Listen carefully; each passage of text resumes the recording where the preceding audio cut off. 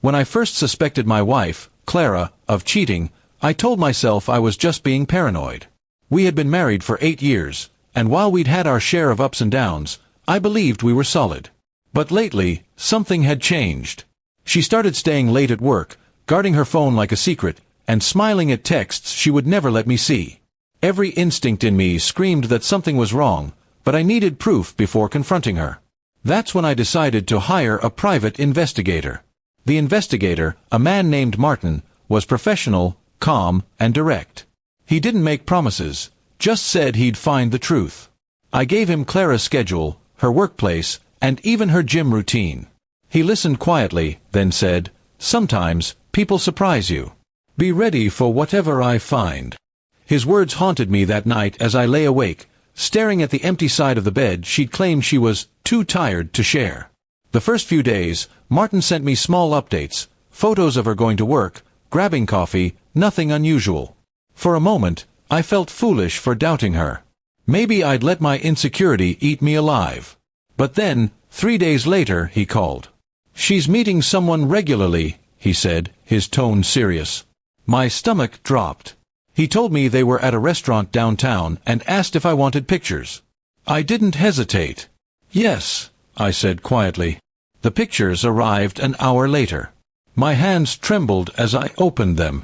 There she was, Clara, laughing across the table from a man I didn't recognize. He was young, well-dressed, and from the way they leaned toward each other, it was clear this wasn't business. One photo showed her hand on his. My chest tightened. It felt like someone had punched a hole straight through me. I didn't confront her immediately. I needed to know how long this had been going on. Martin kept following her. Over the next week, the evidence piled up. Hotel visits, dinner dates, even an afternoon at the park where she kissed him openly.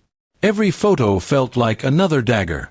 Still, I stayed quiet, pretending everything was normal, though inside, I was falling apart. Then came the twist I never saw coming. One evening, Martin called and said, "You should see this yourself. Tonight, she's meeting him again." My heart pounded as I drove to the location he sent me, a quiet restaurant near the river. I parked across the street and watched through the window. They were sitting close, laughing, like two people madly in love. Then, I noticed something strange. Another man walked in and joined them. At first, I thought maybe he was a friend. But then Martin, sitting beside me in his car, whispered, "That's her boss." My confusion grew. Why would her boss be there?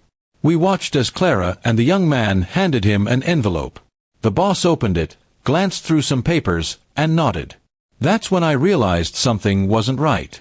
This wasn't just an affair, it looked like a deal. The next day, I confronted Martin. "What are they doing?" I asked. He looked uneasy. "I think your wife and that man are involved in something more than an affair. She's helping him sell company information. Her boss might be in on it." My blood ran cold. Clara worked as a financial analyst in a private firm. If what he said was true, she wasn't just cheating, she was committing a crime. I asked Martin to gather solid evidence. Over the next week, he did. Hidden camera footage, voice recordings, bank transfers, all showing Clara's involvement in leaking confidential files. My heartbreak turned into anger, but not the kind that makes you shout. The quiet kind, the one that makes you plan. I decided to expose everything. I collected all the evidence and sent it anonymously to her company's HR department and the CEO. Within 2 days, Clara's world collapsed. She was called into a meeting and never came back to that office. When she got home that night, pale and shaking, she told me she'd been fired. "Someone framed me," she said, eyes wide with panic. I didn't say a word. I just looked at her. For once, the guilt was written all over her face.